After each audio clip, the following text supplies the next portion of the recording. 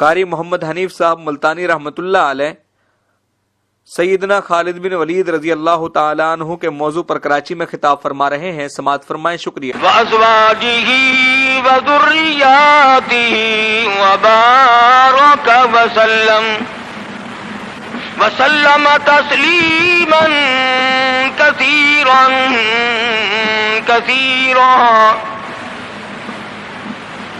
أما بعد فأعوذ بالله السميع العليم من الشيطان الرجيم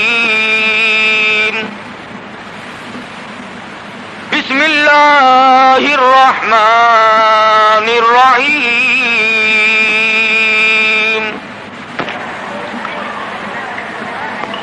إذا جاء نصر الله والفتح ورأيت الناس يدخلون في دين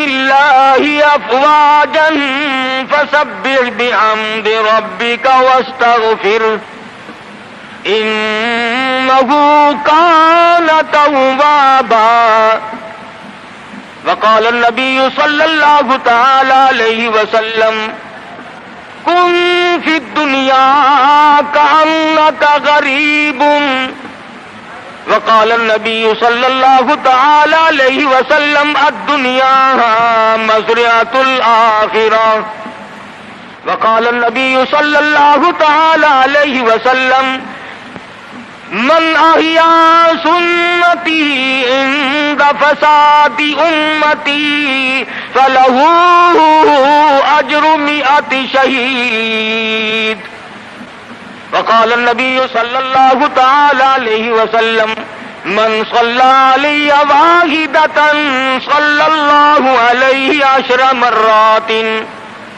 صدق اللہ مولانا العلی العظیم وصدق رسولہ النبی الکریم ونحن على ذلك لمن الشاہدین والشاکرین والحمد للہ رب العالمین۔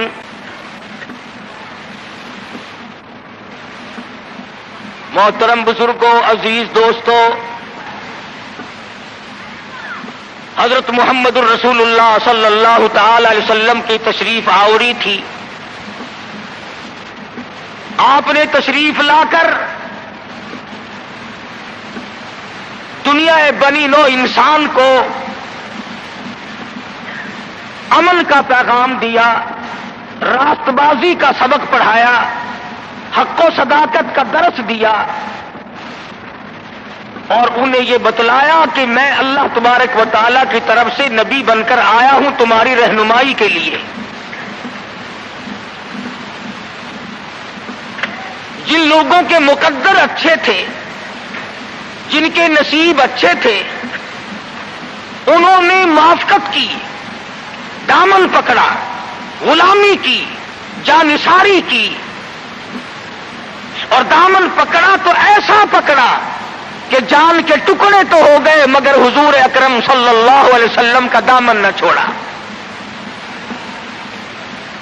مصائب ٹوٹے،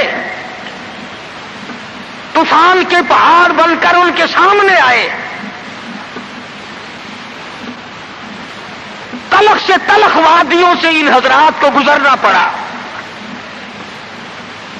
مگر کوئی تاریخ میں ثابت نہیں کر سکتا کہ محمد کریم صلی اللہ علیہ وسلم کے کسی دیوانے نے دین کو چھوڑا۔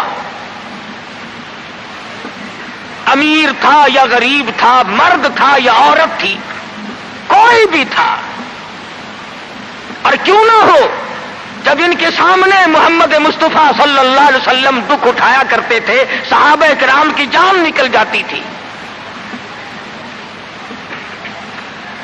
مکہ مکرمہ ہے، اللہ پاک ہر مسلمان کو زیارت نصیب فرمائے، آمین کہہ دو۔ مسلمانوں کی تعداد بڑی کم ہے، بہت تھوڑی سی تعداد ہے، کفر زوروں پہ ہے، جہالت نے انگڑائیاں لے رکھی ہیں، اور وہ دارالندوہ میں بیٹھ کر مشورے کرتے ہیں کہ اس نبوت کے مشن کو ختم کیا جائے۔ قرآن کریم نے ان لوگوں کے مشوروں کو بھی نقل کر دیا، فرمایا وَإِذْ يَمْكُرُ بِكَ الَّذِينَ كَفَرُوا لِيُثْبِتُوكَ۔ محمد صلی اللہ علیہ وسلم کو قید کر دو، ان کی تحریک ختم ہو جائے گی، ان کا مشن ختم ہو جائے گا۔ او یخرجوک، یا انہیں جلا وطن کر دو، دیش نکالا دے دو۔ او یقتلوک، سرے سے قتل کر ڈالو، نبوت کو دنیا میں سے بے نام و نشان بنا دو۔ اللہ پاک فرماتے ہیں تم نے بھی تدبیر بنائی، تم نے بھی تجویز کی، وَيَمْكُرُونَ وَيَمْكُرُ اللَّهُ،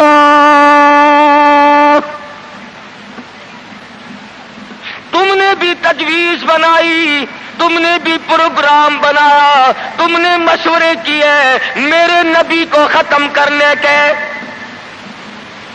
تم ختم کرنے کے پروگرام بناؤ، میں حفاظت کا پروگرام بنائے بیٹھا ہوں۔ واللہ خیر الماکرین، پھر دیکھیں گے کس کی تجویز کارگر ہے، کون آگے نکلتا ہے۔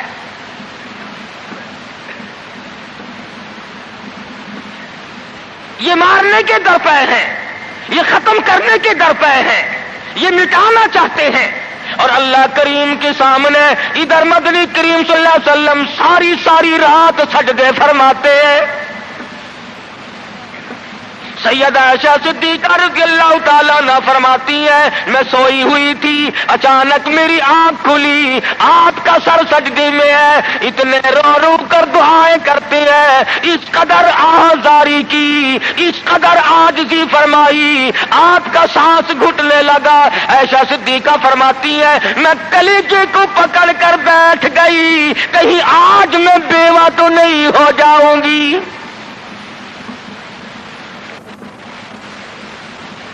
دعائیں مانگتے ہیں میرے پروردگار میری امت کو معاف کر دے، میری امت کو بخش دے۔ آواز آتی ہے او میرے کالی کملی والے، او محبوب رویا نہ کر، اتنا پریشان نہ ہوا کر۔ وما کان اللہ لیعذبہم وانت فیہم، وما کان اللہ معذبہم وہم یستغفرون۔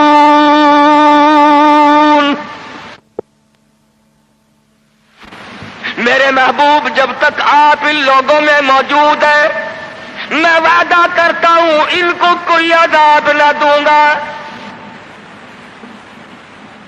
ان کو ذلیل نہ کروں گا، ان کو برباد نہ کروں گا۔ اور میرے پروردگار موت تو برحق ہے، موت تو سب کی آئے گی، میں تو یہ وعدہ چاہتا ہوں میرے بعد کی آنے والی، میں جب پردہ کر جاؤں، جب میں رخصت ہو جاؤں، میرے بعد میں جو امت بچے اس کو بھی عذاب نہ دے۔ آواز آئی محبوب تیرے آنسو مجھ سے دیکھے نہیں جاتے۔ وما کان اللہ معذبہم وہم یستغفرون۔ جو استغفار کرنے والے لوگ ہوں گے، جو مجھے منانے والے لوگ ہوں گے، جو معافی طلب کرنے والے لوگ ہوں گے، میرے محبوب میرا تجھ سے وعدہ ہے، مجھے اپنی کبریائی کی قسم میں انہیں بھی برباد نہیں کروں گا۔ امت کے لیے رات دن دعائیں مانگی، رو رو کر دعائیں مانگی۔ حضرت ابو ہریرہ رضی اللہ تعالیٰ عنہ فرماتے ہیں مدنی کریم صلی اللہ علیہ وسلم قرآن کی تلاوت فرمایا کرتے تھے، جب عذاب کی آیت آتی اتنا سانس پھول جاتا، اس قدر گھبراہٹ آ جاتی، مجھے یوں آواز آتی جیسے ہنڈیاں کھول رہی ہو۔ نبی ساری رات روئے، نبی کے قدموں پہ ورم آ گئے، ساری رات قرآن کی تلاوت کی۔ امت کی رات فلم میں گزرتی ہے، امت کی رات ٹیلی ویژن پہ گزرتی ہے، امت کی رات بدماشی میں کٹ رہی ہے، امت کی رات بدکاری میں کٹ رہی ہے، سفید داڑھی ہو گئی، قبر کی تیاری ہے، آج تک یہ نہ سوچا ثم لم یتوبوا فلہم عذاب جہنم ولہم عذاب الحریق، جلا دینے والا عذاب تباہ کر دے گا۔ کون اس سیرت کو پڑھے؟ قرآن جو سیرت بیان کرتا ہے، کوئی کیا سیرت بیان کرے گا؟ صحابہ اکرام نے جن کی آنکھوں نے حضور کا حال دیکھا، تم نے کبھی اپنے نبی کا لباس نہ پوچھا، بٹن کی جگہ میرے آقا کے کرتے مبارک میں کانٹے چبھے ہوئے ہیں، آرام فرماتے ہیں، گلے میں کرتا نہیں ہے۔ صحابی نے سوچا مجھ سے زیادہ کسی کو بھوک نہ ہوگی، پیغمبر کے سامنے جا کر کرتا اٹھا دیا، یا رسول اللہ ذرا دیکھو میرا کیا حال ہے، سیدھا نہیں ہو سکتا ہوں، پیٹ پہ پتھر باندھ رکھا ہے۔ رحمت والے ہاتھوں سے کرتا اٹھایا اور صحابہ کی آنکھوں نے دیکھا ایک کے بجائے 2 پتھر بندھے ہوئے۔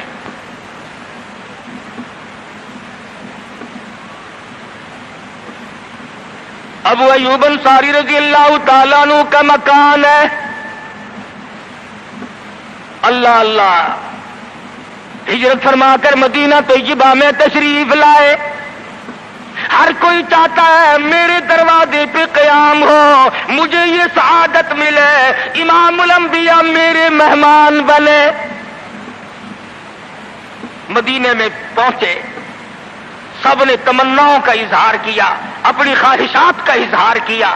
صحابہ رو رہے ہیں، اے کاش یہ دولت مجھے مل جائے۔ فرمایا چھوڑ دو، میری اونٹنی جہاں بیٹھ جائے گی میں وہیں ٹھہروں گا، میں وہیں کا مہمان بنوں گا۔ جن گھروں میں بسترے تھے، جن گھروں میں کھانے تھے، جن گھروں میں اہتمام تھا، انتظام تھا، اونٹنی چلتی گئی چلتی گئی چلتی گئی، ابو ایوب انصاری کے دروازے پہ جا کے بیٹھ گئی۔ ابو ایوب انصاری کے گھر میں 3 دن کا پہلے سے فاقہ ہے۔ اور مسلمان تو آج مہمان بھی بڑے آدمی کا بن کے راضی ہے، بیٹی دینے کے لیے بڑے آدمی ڈھونڈتا پھرتا ہے، لڑکے کے لیے دلہن تلاش کرنے کے لیے بڑے آدمی ڈھونڈتا پھرتا ہے، رشتے ناتوں کے لیے بڑے بڑے تلاش کرتا ہے۔ ہر مقام پہ تیری پروں پہ نظر ہے، تو غریب پہ نظر ڈالنا چھوڑ گیا۔ مدنی کریم صلی اللہ تعالی علیہ وسلم کا مدینے میں قیام ہے، اللہ کے حکم سے قیام ہے۔ اللہ میاں نے ٹھہرایا، ابو ایوب انصاری کے مہمان بنایا، جس گھر میں 3 دن کا پہلے سے فاقہ موجود ہے۔ عرض کرنے لگا میرے آقا آپ اوپر قیام فرمائیں گے یا نیچے قیام فرمائیں گے؟ فرمایا ہمیں آنے جانے میں تکلیف ہوگی، ہم اوپر نہیں جاتے، ہم نیچے رہیں گے، بال بچوں کو اوپر لے جاؤ۔ نبی ابو ایوب انصاری رضی اللہ تعالی عنہ کے بال بچوں سے اعتراض فرماتے ہیں اوپر چلے جاؤ، ہم نیچے ٹھہریں گے تاکہ پردہ کرانے میں بار بار ہمیں تکلیف نہ اٹھانی پڑے۔ اور نبی اپنے امتی کی بیوی کی عزت کو، آبرو کو کتنا عزیز رکھتا ہے، اور آج مسلمان جو ہے وہ سڑکوں پہ گھسیٹے پھرتا ہے۔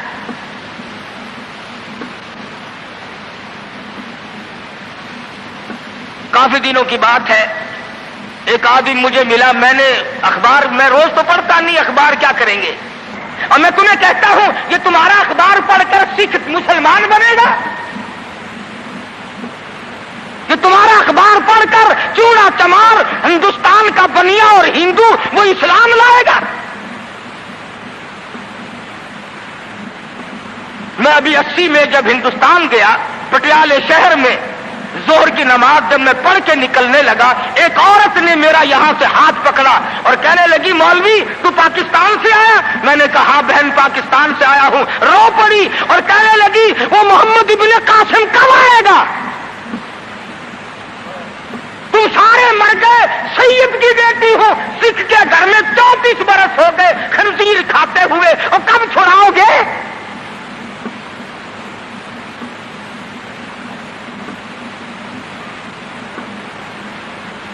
کرنال شہر میں اڈے پہ کھڑے ہوئے ایک عورت نے پوچھ لیا تم پاکستان سے آئے ہو؟ میں نے کہا، رو پڑی، کہنے لگی وہ تمہارا اسلام قرآن کہاں گیا؟ ارے آج تم اپنے آپ کو نہیں سنبھال سکتے، مسلمانوں کی بیٹیوں کی تو تم کب خبر لوگے؟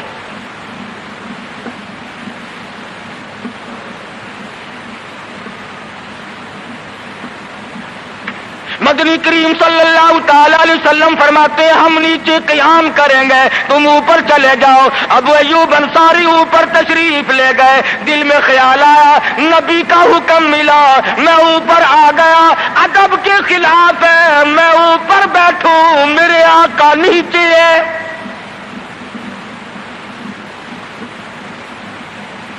تو نے تو نبی کا ادب کرنا بھی نہیں سیکھا، تو نبی کے ادب کی طرف بھی نہیں جاتا۔ ابو ایوب انصاری سے جا کے پوچھ لے، کوٹھے پہ بیٹھنے کے لیے تیار نہیں، کھڑا ہوا سوچ رہا ہے ششو پنج میں ہے، نیچے جاتا ہوں نبی کے حکم کے خلاف ہو جائے گا، اوپر بیٹھتا ہوں بے ادبی ہو جائے گی۔ علماء نے لکھا ہے ابو ایوب انصاری نے مدینے میں ساری رات منڈیرے پہ لٹک کے گزار دی۔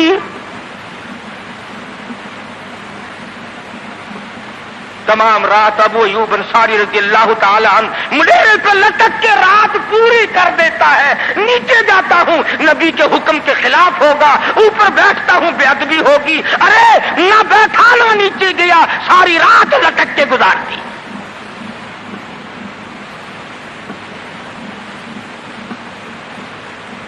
آج ہم سوچنے پر مجبور ہیں کہ آخر ہم بے ادبوں کے ساتھ ہوگا کیا،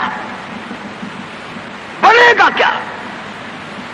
جن لوگوں نے ادب کیا ان کے مقدر جاگ اٹھے، ان لوگوں کو خداوند کریم نے دنیائی میں بخت لگائے۔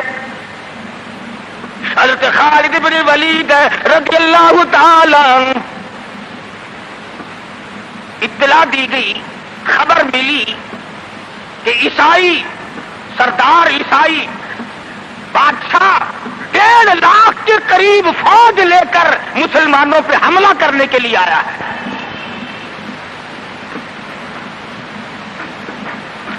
حضرت خالد بن ولید رضی اللہ تعالی عنہ کو 50-60 آدمی دیے، جاؤ بادشاہ کی فوج کا اندازہ لگا کے آؤ، تخمینہ لگا کے آؤ، اسلحہ دیکھ کے آؤ، ان کی تعداد کا اندازہ لگاؤ وہ کتنے ہیں۔ حضرت خالد بن ولید رضی اللہ تعالی عنہ چند صحابہ کرام کو ساتھ لے کر کے پہنچے۔ عیسائی بادشاہ کو پتا چلا، اس نے حضرت خالد بن ولید رضی اللہ تعالی عنہ کو بلایا اور کہنے لگا کہ دیکھو جنگ اچھی چیز نہیں ہے، ہم سے صلح کر لو، ہم سے صلح کر لو۔ حضرت خالد فرمانے لگے صلح میں دیر کیا ہے، قول لا الہ الا اللہ محمد الرسول اللہ صلی اللہ علیہ وسلم، کلمہ پڑھ، مسلمان بن جا، میرا بھائی بن جا، جنت کا حقدار بن جا، میرے نبی کا غلام بن جا، اللہ کی توحید کا ماننے والا بن جا، ابھی تمام باتوں میں صلح ہو جائے گی۔ وہ کہنے لگا بڑا جلدی کلمہ پڑھا ہے، جیسے میں اکیلا بیٹھا ہوں، تو نے میری فوج دیکھی ہے؟ 1.5-2 لاکھ فوج لے کے آیا ہوں، کھا جائے گی میری فوج تمہیں۔ کلمے پڑھا رہا ہے۔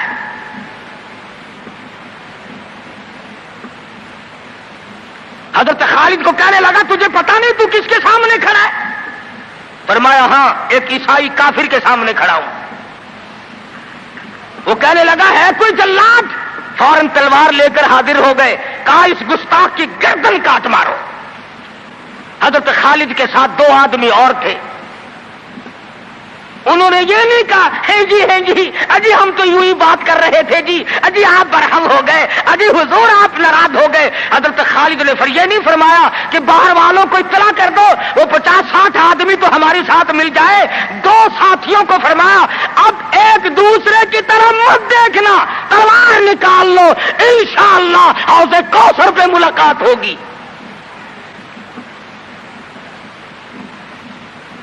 3 آدمی 1.5-2 لاکھ کے مقابلے میں ٹکرا گئے، یہ نہ سوچا کہ ہوگا کیا۔ حضرت خالد بن ولید رضی اللہ تعالیٰ عنہ اور 2 ساتھی اور تمام کافروں کی فوج میں گھر گئے، جنگ شروع ہو گئی۔ ابو عبیدہ بن جراح رضی اللہ تعالیٰ عنہ کے خام میں مدنی کریم صلی اللہ علیہ وسلم تشریف لائے۔ فرمایا ابو عبیدہ تو سویا ہوا ہے، میرا خالد گھیرے میں آ گیا۔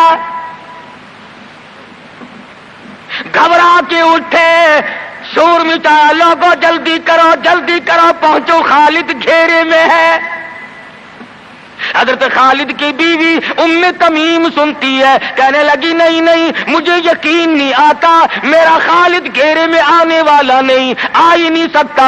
گھر میں کھڑی ہو کر چاروں طرف نظر مارتی ہے، دیکھتی کیا ہے؟ وہ ٹوپی جس میں امام الانبیاء محبوب کبریا حضرت محمد مصطفیٰ صلی اللہ تعالی علیہ وسلم کے منہ مبارک رکھے ہوئے تھے، وہ بھول آئے۔ ام تمیم کہتی ہے خالد تو ضرور گھیرے میں آ گیا، تیری ٹوپی یہاں رہ گئی۔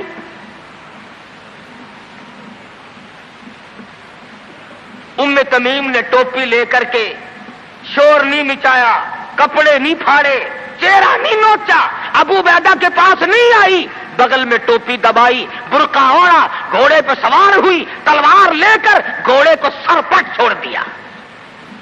صحابہ دیکھ رہے تھے، ارے یہ کون ہے؟ یہ کوئی جاسوس معلوم ہوتا ہے، اسے پکڑو۔ صحابہ نے گھوڑے دوڑائے، گھیرے میں لے لیا، پوچھا برقع پوش تو کون ہے؟ کہنے لگی نہ چھیڑو، خالد کی بیوی ام تمیم ہوں۔ تو کہاں چلی ہے؟ کہنے لگی میرا خالد گھیرے میں آ گیا، ٹوپی گھر پہ بھول گیا، وہ پہنچانے چلی ہوں، ہمیں دے دے ہم پہنچا دیں گے، تو عورت ذات ہے۔ کہنے لگی خالد کی جو قدر میں جانوں تم نہیں جانتے، جان دے دوں گی مگر ٹوپی کسی کو نہ دوں گی۔ نکل پڑی، آ کے دیکھا تلواریں چل رہی ہیں، گاجر مولی کی طرح آدمی کٹ رہے ہیں، حضرت خالد بن ولید بیچ میں ہے۔ ام تمیم نے تلوار نکال کر چلانی شروع کر دی، گاجر کی طرح لوگوں کو کاٹ مارا۔ خود حضرت خالد کہتے ہیں او میرے ساتھیوں، اس نوجوان کو پہچانو، اس برقع پوش کو پہچانو، اس نقاب پوش کو پہچانو، یہ کون ہے؟ جب سامنے گئی، نقاب اٹھا کے کہنے لگی خالد تیری بیوی ام تمیم ہو، یہ ٹوپی بھول آئے ہو، پہنچانے آئی ہو۔ اور کراچی کے مسلمانوں تم نے کبھی سوچا نہیں خالد کے سر پہ نبی کی ٹوپی نہیں، جس میں نبی کے بال رکھے ہوئے تھے، وہ گھیرے میں آ گئے۔ آج تیرے پاس قرآن نہیں، تو گھیرے میں ہے۔ وہ ٹوپی گھر پہ بھول آیا تھا، تو قرآن کو مسجد میں قید کر کے آیا، آج تو کفر کے لرزے میں پھنسا ہوا ہے، تو گھیرے میں ہے، تجھے کوئی نہیں نکال سکتا اللہ کے قرآن کے سوا۔ تم کتنی عسکری طاقت بڑھاؤ، تم تعداد بڑھا لو، تم چھوٹے بڑے زور لگاؤ، کتنی تم کوشش کرو، خدا کی قسم جب تک تم اللہ کا قرآن لے کر کے نہیں بیٹھتے اس وقت تک تمہارا گھیرا نہیں ٹوٹ سکتا۔ تم نے اللہ کے قرآن کو مسجد میں قید کر دیا،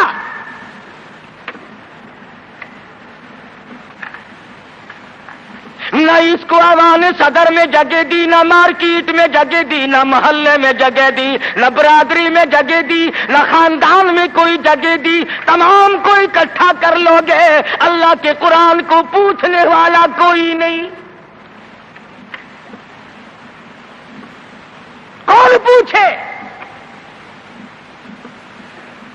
حضرت خالد تو صرف ٹوپی بھول کر آئے تھے، ہم نے قرآن ہی بھلا دیا، نبی کی سیرت کا آئینہ بھلا دیا. خدا کی قسم، نبی نے امانت تمہارے سپرد کی ہے، میدان حشر برپا ہوگا اور اللہ کا پیغمبر کھڑا ہو کر تم سے مطالبہ کرے گا، لاؤ میری امانت کہاں ہے. کچھ لوگ کہیں گے اور جی ہم تو عشق کی وجہ سے ایسا کر بیٹھتے ہیں، محبت میں ہمیں پتہ ہی نہیں چلا قرآن کہاں رہ گیا. محبت میں ہمیں پتہ ہی نہیں چلا قرآن رہ کہاں گیا. اور تجھے کیسی محبت ہے، تجھے کیسا عشق ہے کہ تجھے آج تک پتہ نہیں چلا. عشق تو صحابہ کرام کو تھا. مدینہ منورہ ہے، اللہ پاک ہر مسلمان کو مدینہ پاک کی زیارت نصیب فرمائے. خدا کی قسم، مدینے کی ہوا میں جو خوشبو ہے تمہاری، وہ کستوری میں نہیں ہو سکتی، وہ مشک میں نہیں ہو سکتی، وہ عنبر میں نہیں ہو سکتی، وہ زعفران میں نہیں ہو سکتی. ارے مدینے کی ہوا میں جو خوشبو ہے، جو گنبد خضرا سے ٹکرا کر آتی ہے، اس ہوا میں خوشبو بھی نرالی ہے. صحابہ کہتے ہیں کہ جب ہم نبی صلی اللہ علیہ وسلم کو تلاش کرنے کے لیے نکلتے تو کسی سے پوچھتے نہیں پھرتے تھے، بلکہ مدینے کی ہوا بتاتی تھی، ادھر آؤ ادھر آؤ، حضور ادھر تشریف لے گئے. مدینہ منورہ میں ایک جنگ کی تیاری فرمائی، صحابہ کرام کا لشکر تیار فرمایا. حضور اکرم صلی اللہ علیہ وسلم نے، جمعے کا دن ہے، صبح کا وقت ہے، لشکر کو ساتھ لے کر کے تشریف لے گئے. 2-3 میل تک رخصت فرمانے کے لیے گئے، دعا کر کے واپس آ گئے. اللہ تمہیں کامیاب فرمائے. صحابی ہے حضور اکرم، سب کہہ دو صلی اللہ علیہ وسلم کا. آؤ عشق کی بات تمہیں بتاؤں.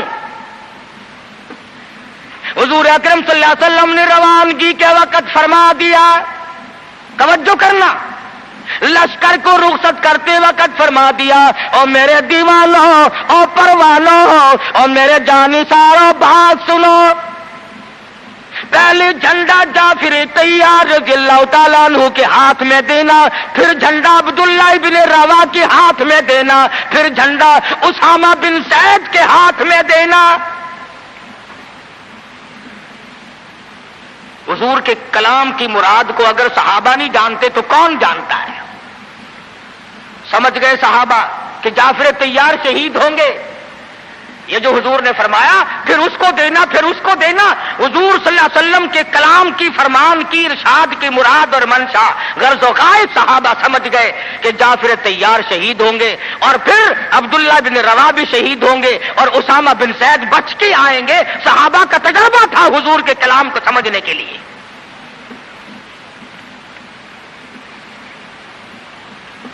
عبداللہ ابن روا رضی اللہ تعالی عنہ نے سوچا کہ تسلی تو میری ہو گئی کہ میں شہید ہوں گا، اس جنگ میں واپس نہیں آؤں گا، مگر چلو جمعے کا دن ہے، سواری میری بڑی تیز ہے، میں آخری جمعہ سرکار دو عالم صلی اللہ علیہ وسلم کے پیچھے کیوں نہ پڑھوں اور جمعہ پڑھ کے جاؤں گا، ایک مرتبہ اور اپنے آقا کا دیدار کروں گا.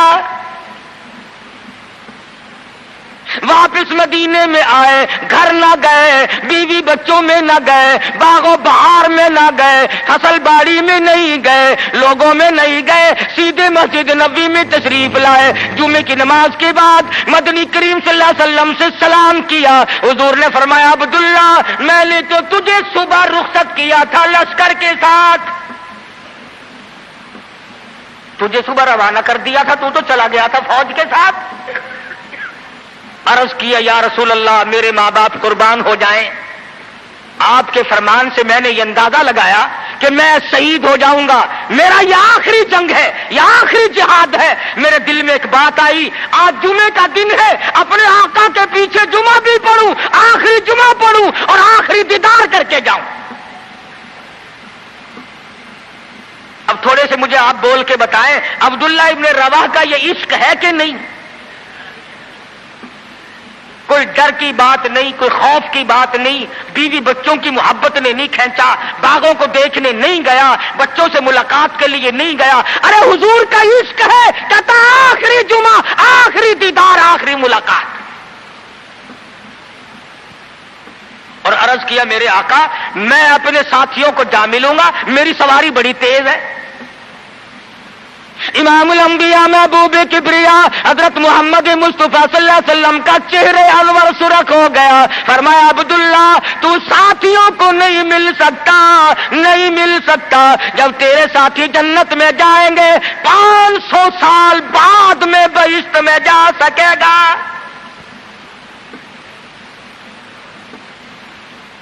کیوں؟ اس لیے چاہے تم عشق کے تحت آئے، محبت کی وجہ سے آئے، جذبے کی وجہ سے آئے، جمعے کے لیے آئے، میرے دیدار کے لیے آئے، میری ملاقات کے لیے آئے، جب میں نے رخصت کر دیا تھا میرے حکم میں تاخیر کیوں کی؟ پتا چلا عشق بھی وہ مقبول ہے جو حضور کی غلامی کے اندر ہو۔ غلامی سے باہر جو عشق ہے وہ عشق نہیں، وہ فریب ہے، وہ دجل ہے۔ آج آپ دیکھ لیں،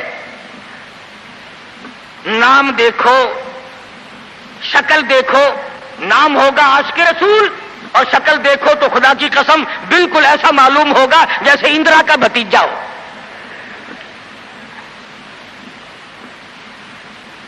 پہچان نہیں سکے گا آدمی۔ کیا کر سکتا ہے آدمی شکل میں؟ صورت نہیں، سیرت نہیں، لباس نہیں، اخلاق نہیں، کردار نہیں، تمام چیزوں کا تختہ نکال کے رکھ دیا ہے۔ اور آج قوم اسی وجہ سے مصیبتوں سے دوچار ہے، وہ نرغے میں پھنسی ہوئی ہے، وہ نکل نہیں سکتی، وہ سہارا ڈھونڈ رہی ہے مادی قوت کا۔ حضور ناراض ہو گئے صلی اللہ علیہ وسلم۔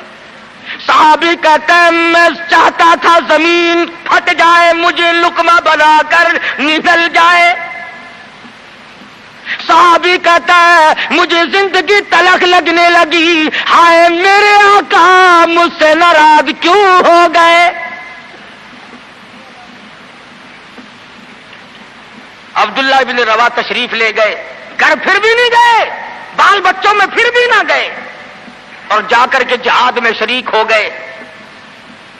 3 دن گزر گئے، کوئی چیز حلق میں نہ گئی، کمر سیدھی نہیں ہو سکتی تھی، جنگ سخت تھا، لڑائی شدید تھی، تلواریں چل رہی تھی۔ عبداللہ بن روا فرماتے ہیں مجھے بھوک لگی، سیدھا کھڑا نہیں ہو سکتا تھا، مجھے یاد آیا میرے تھیلے میں گوشت کے خشک ٹکڑے موجود ہیں، میں ان کو منہ میں لے کر ذرا چوسنے لگا، مجھے مدینے کا باغ یاد آیا، مجھے بیوی یاد آئی، مجھے اولاد یاد آئی۔ اے نبی کے دیوانے کا طرز زندگی دیکھ۔ صحابی کہتا ہے میں نے انگلی حلق میں ڈال کر وہ بوٹی باہر نکال دی، کہا اچھا میں تجھے کچھ کھانے کے لیے دینے لگا ہوں تو یہاں بیٹھ کر گھر یاد آیا، کھڑے ہو گئے اور فرمانے لگی اور میری بیوی اور تمہیں طلاق ہو، اور میرے باغ بہار جاؤ، اسلام کے لیے وقف ہو تم آج کے بعد میرے نہیں۔ کسی نے پوچھا کیا کہہ رہے ہو؟ فرمایا ہاں ہاں، نقشہ سامنے کیوں آیا؟ آخری وقت میں دنیا کا نقشہ میری آنکھوں میں کیوں کھینچا؟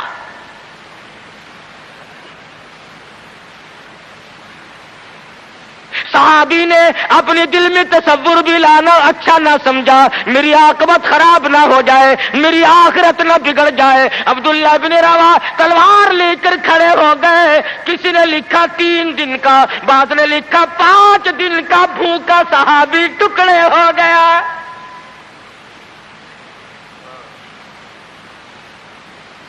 یہ تھا عشق جسے عشق کہا جاتا ہے، لیکن حضور کی اندازہ لگاؤ حکم میں تاخیر کی وجہ سے 500 سال بعد کو بہشت میں جا سکے گا، اور جنہوں نے حضور کے احکام کو سرے سے ٹھکرا دیا، سرے سے ماننا ہی نہیں، انکار کر دیا، اب یہ فیصلہ تم کرو، اب یہ فتویٰ تم دو کہ وہ جنت میں کب جائیں گے۔ امام الانبیاء محبوب کبریا حضرت محمد مصطفیٰ صلی اللہ تعالی علیہ وسلم کے دیوانوں نے حد کر دی، پروانوں نے حد کر دی، جس صورت سے بھی ان کو لگایا گیا اسی صورت سے وہ آگے بڑھتے رہے۔ فاروق اعظم کی حکومت ہے، سب کہہ دو رضی اللہ تعالی عنہ۔ مصر کے علاقے میں کافروں نے ایک سازش بنائی، لڑکیوں کو ہارو سنگار کر کے کوٹھے پہ کھڑا کر دیا۔ پروگرام مسلمانوں کو پہلے معلوم ہو گیا کہ مسلمان فوج کے کلچر کو تباہ کرنا چاہتے ہیں، مسلمان کے اخلاق و کردار کو برباد کرنا چاہتے ہیں۔ فاروق اعظم کو خط لکھا، اور راستہ کوئی نہیں فوج کے گزرنے کا، ایک ہی راستہ ہے، اور اس راستے کو خراب کر دیا گیا، اس راستے میں کانٹے بچھا دیے گئے، حسن کی دولت بکھیر دی گئی تاکہ مسلمانوں کا دل خراب ہو۔ ارے یہ کافر کا بھی عقیدہ ہے کہ اگر مسلمان کا پاؤں پھسل گیا پھر یہ جہنم سے اڑے نہیں ٹھہرتا۔ فاروق اعظم رضی اللہ تعالیٰ عنہ نے خط کا جواب دیا اور صاف صاف لکھ دیا، کوئی پریشانی کی بات نہیں، ساری فوج کو اکٹھا کر کے قرآن کی آیت سنا دو، ساری فوج کو اکٹھا کر کے قرآن سناؤ۔ چنانچہ کمانڈر نے، سپہ سالار نے فوج کو اکٹھا کیا اور قرآن کریم سنا دیا، وَقُلْ لِلْمُؤْمِنِينَ يَغُضُّوا مِنْ أَبْصَارِكُمْ وَيَحْفَظُوا فُرُوجَكُمْ ذَلِكُمْ أَزْكَىٰ لَكُمْ إِنَّ اللَّهَ خَبِيرٌ بِمَا يَصْنَعُونَ۔ مسلمانوں، اپنی نظروں کی حفاظت کرو، اپنے ایمان کی حفاظت کرو۔ اگر تم ان کی آنکھوں سے بھی دیکھو گے خدا تمہاری ساتھ ہے، وہ تمہاری تمام حرکتوں کو دیکھتا ہے۔ بس ایک قرآن کی آیت سنائی، سبینہ نہیں ہوا تھا، سارا قرآن نہیں سنایا، ایک آیت سنائی ہے مسلمان فوج کو، اور پھر حکم دیا گزرو اسی علاقے سے جہاں یہ تمام سازش کی گئی ہے۔ صحابہ گزر رہے ہیں، تابعین مسلمان گزر رہے ہیں، تالیاں بجتی ہیں، ڈانس ہوتا ہے، جھنکار ہے، گانا بجانا ہے، تمام مسلمان گزر گئے۔ لڑکیاں کہنے لگی، آئے اور جانے والوں تم سارے اندھے تو نہیں؟ اس حسن کو کوئی تو دیکھو، سر اٹھاتے نہیں۔ ایک مسلمان سپاہی گزرتا گزرتا کہنے لگا، کوئی کیسے دیکھے گا، سارے کے سارے اللہ کا قرآن سن کے آئے ہیں، سارے قرآن پاک سن کے آئے ہیں، یہ دیکھیں گے کیسے؟ لڑکیاں کہنے لگی، وہ قرآن کیسا ہے، اس میں کتنی قوت ہے، اس میں کتنی طاقت ہے، اس میں کتنی استعداد ہے، اس میں کتنی پاور ہے، جو ایسے حسن کے نظارے سے روک دے، جو ایسا حسن نہ دیکھنے دے۔ اور کہنے لگے، اور جانے والوں یوں نہ جاؤ، وہ قرآن کریم ہمیں بھی سناتے جاؤ، سناؤ ہمیں وہ قرآن۔ ایک مسلمان سپاہی چلتا بھی جاتا ہے، قرآن بھی پڑھتا جاتا ہے۔ تاریخ شاہد ہے، عیسائیوں کی بیٹیاں تھی، یہودیوں کی لڑکیاں تھی، کافروں کی بیٹیاں تھی، ارے تڑپ ہو تو تڑپ کر نیچے چھلانگ لگائی، اور جانے والوں چھوڑ کے نہ جاؤ، ہمیں بھی یہ قرآن سناؤ اور ہمیں بھی اللہ کے بندے بناؤ۔ ایک آیت سن کر اتنا عمل کیا، جن کو سازش بنایا تھا وہ تمام لڑکیاں مسلمان ہو کر مجاہدین کے ساتھ ساتھ جاتی ہیں۔ آج سارا قرآن ہمارے سامنے ہے، اور قرآن بھی کیسا، جب کوئی مر جائے قرآن ختم کرنا، بھائی قرآن ختم کرنا، بھلا قرآن شریف کوئی 2-3 ورقوں کا جو ختم کرنا ہے؟ 4-5 آدمی بیٹھ جاتے ہیں، ورق گردانی کی، پلٹ دی الٹ دیے، پلٹ دی الٹ دی، جب اندازہ ہوا نا کہ کھانا تیار ہو گیا، انہوں نے کہا صاحب قرآن بھی ختم ہو گیا ہے۔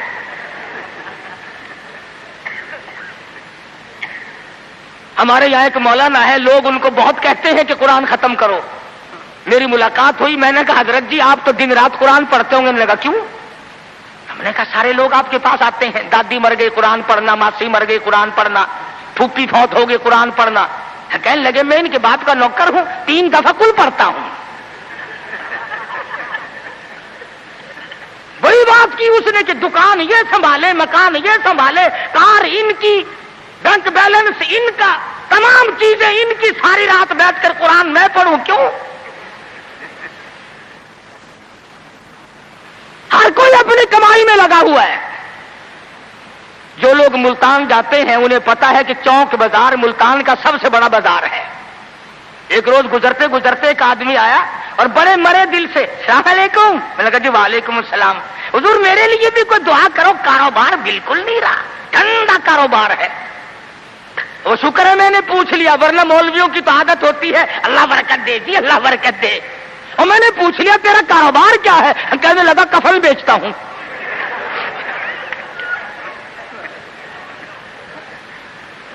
اور بدبخت میں نے کہا کاروبار بدل لے, لوگ مرے تو تیرا دھندا چلے.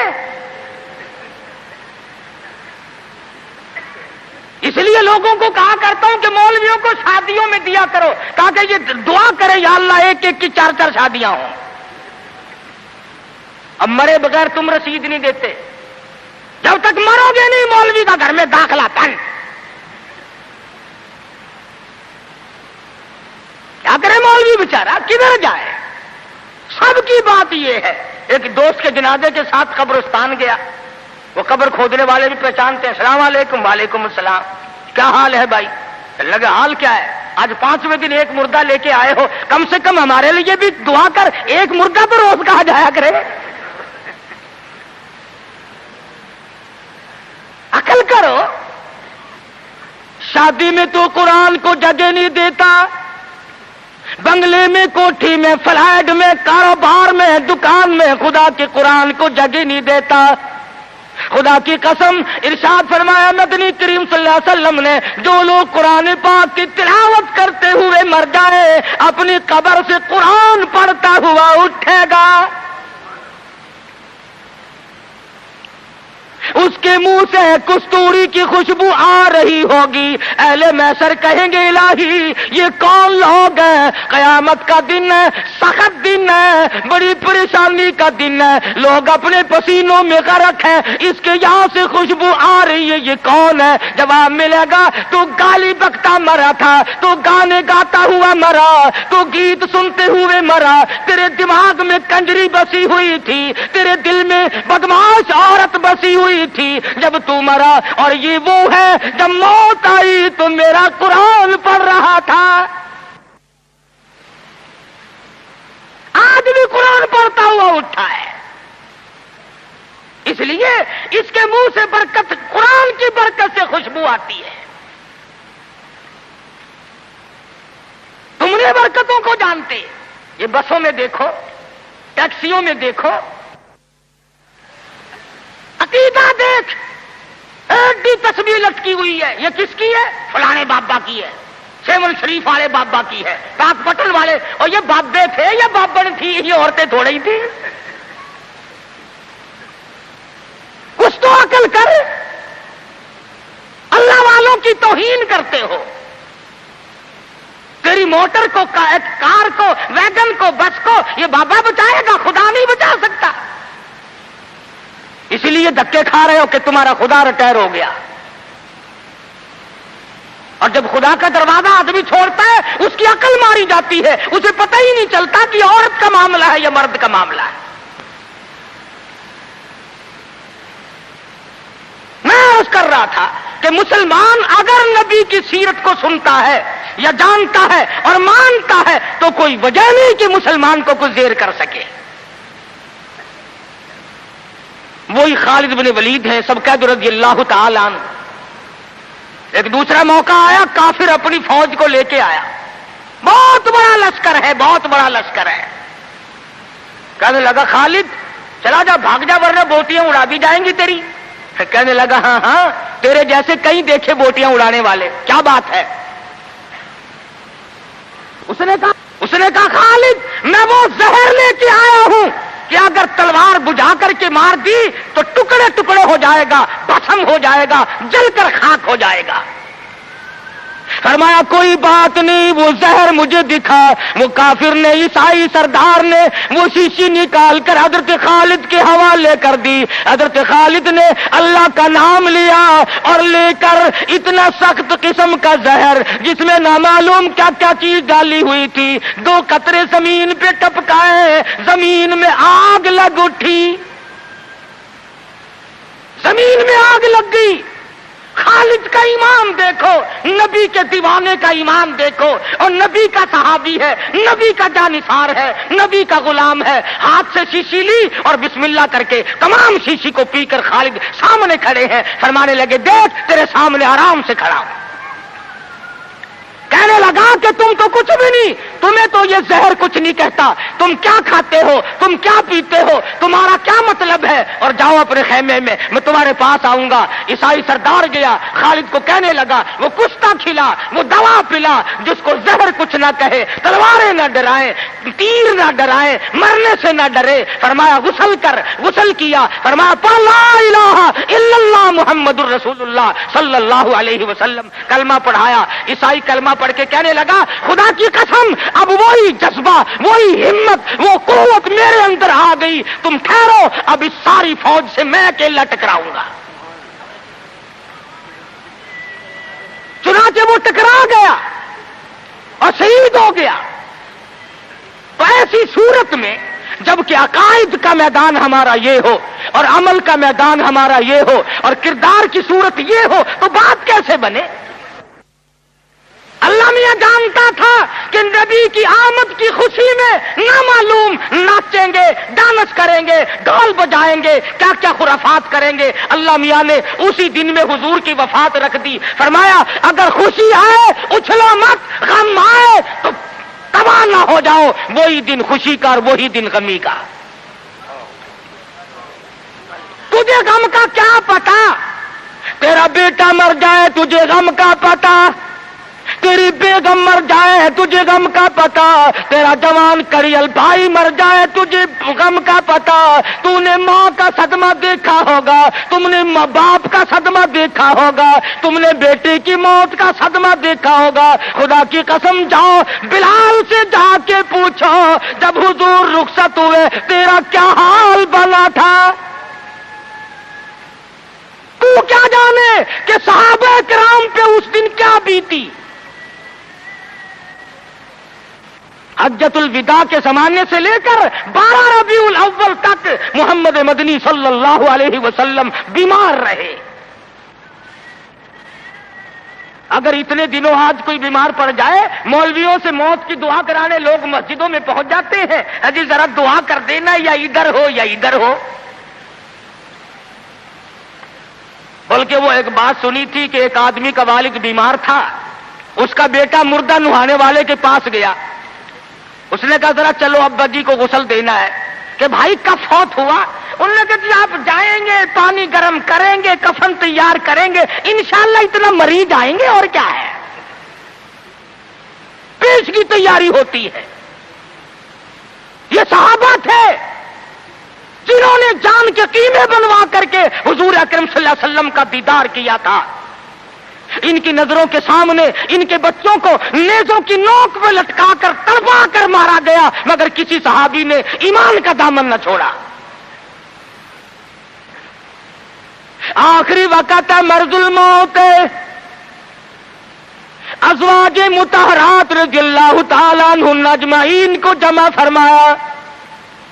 فرمایا اے ام حبیبہ، اے زینب، اے حفصہ، تمام کی تمام بخوشی اجازت دو میں اپنی بیماری کے دل ایسا صدیقہ کے حجرے میں گزار لوں. وہ کس طریقے سے اجازت مانگتے ہیں. ہمارے یہاں تو ساری زندگی اجازت کا سوال ہی پیدا نہیں ہوتا. گویا بیماری کے دن بھی گزارنے تھے اور ایسا صدیقہ کے حجرے کو قیامت تک کے لیے بہت بڑا مقام دینا تھا. بنیاد پڑ رہی ہے گنبد خضرا کی. سیدہ عائشہ صدیقہ رضی اللہ تعالی عنہا فرماتی ہیں آخری وقت تھا، پسینے آئے، گھبراہٹ طاری ہوئی.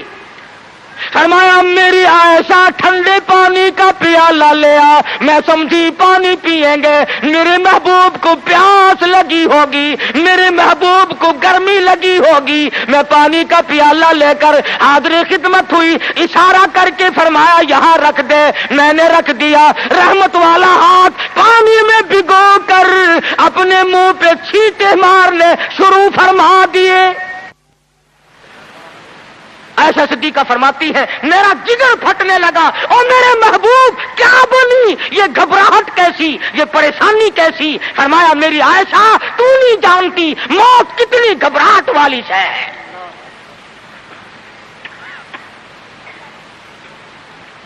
आखिरी वक्त है, सैयदा फातिमा ज़हरा रज़ियल्लाहु ताला अन्हा भी पास बैठी हैं, सैयदा आयशा सिद्दीका रज़ियल्लाहु ताला अन्हा भी पास बैठी हैं। अरे गाली देना बड़ा आसान है, ऐसा सिद्दीका से जाके पूछ कि उस दिन तेरा क्या हाल बना जब इमामुल अंबिया रुखसत हुए थे।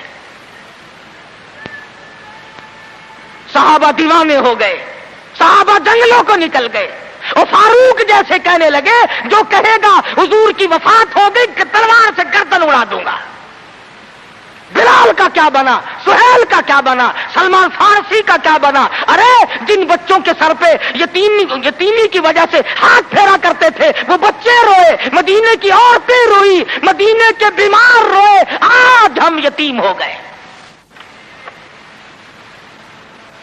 तो 12 रबीउल अव्वल मदनी करीम सल्लल्लाहु अलैहि वसल्लम की वफात का दिन है, हुजूर की रुखसती का दिन है। और खुदाबंद आलम ने इसलिए ये दिन रखा कि लोग उछलना न शुरू कर दें, लोग बेहद मुतासिर न हो जाएं। इसलिए ये वो गम है कि मुसलमान के अंदर से तो निकलना ही नहीं चाहिए। सैयदना इमाम हुसैन रज़ियल्लाहु ताला अन्हु के बारे में तो कहते हो कि जी गम करना चाहिए, गम करना चाहिए, और हुजूर की वफात की खुशी करनी चाहिए। इमामुल अंबिया दुनिया से गए, तेरा नबी से अगर ताल्लुक होता, तो तुझे नबी से मोहब्बत होती, उनस होता, खुदा की कसम उस दिन तो रोने का दिन था।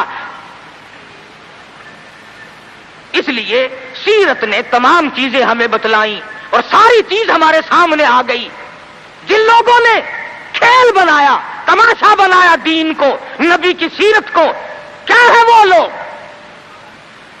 हमें उन लोगों की कोई परवाह नहीं। खुदा की कसम ये लोग थे जिन्होंने गुंबद खिदरा पे बैठकर एक एक छटाक मसरी की दाल का पानी 11-11 आदमियों ने पी करके जिंदगी गुजारी।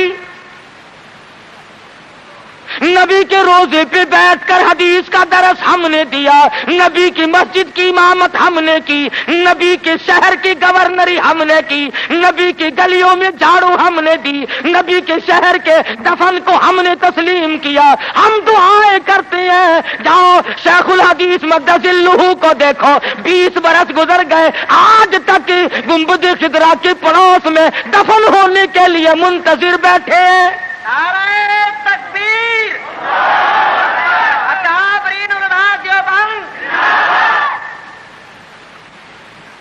कारी फतेह मोहम्मद साहब जैसा मक़दसिल्लुहु नाबीना बुजुर्ग हुजूर के दरवाजे पे पड़ा है, यहां दफन होऊंगा, यहां आका के कदमों में जान दूंगा। तू यही कल्ली खड़काता फिरता रही हो, बड़ा आशिक है ना। ये बरकत नहीं जानते, और ये बरकत नहीं, ये हरकत है। हम तो उस कपड़े का इकराम करते हैं। खुदा की कसम, मैं अब जब जश्न पे गया, सदसाला इजलास पे गया, मैंने अर्ज किया यारो उस रुमाल को हाथ लगवा दो। कहने लगे जी रस बड़ा है, वरना जरूर दिखाते, और सुनने की डबिया में रखा हुआ है वो रुमाल जिस रुमाल को मेरे आका का चोगा मुबारक लगा है, खजाने में रखा है। हमारे पास खजाना वो रुमाल है, वो कंदील है खुदावंद आलम के महबूब का, जिसमें चोगा रखा हुआ था। हम तो उस रुमाल की हिफाजत करते हैं, उस कुरान की हिफाजत करते हैं, उस सुन्नत की हिफाजत करते हैं जो सहाबे किराम ने हम तक पहुंचाई। अल्लाह पाक मुझे और आपको अमल की तौफीक अता फरमाए। व आखिरु दावाना अनिल हम्दुलिल्लाहि रब्बिल आलमीन।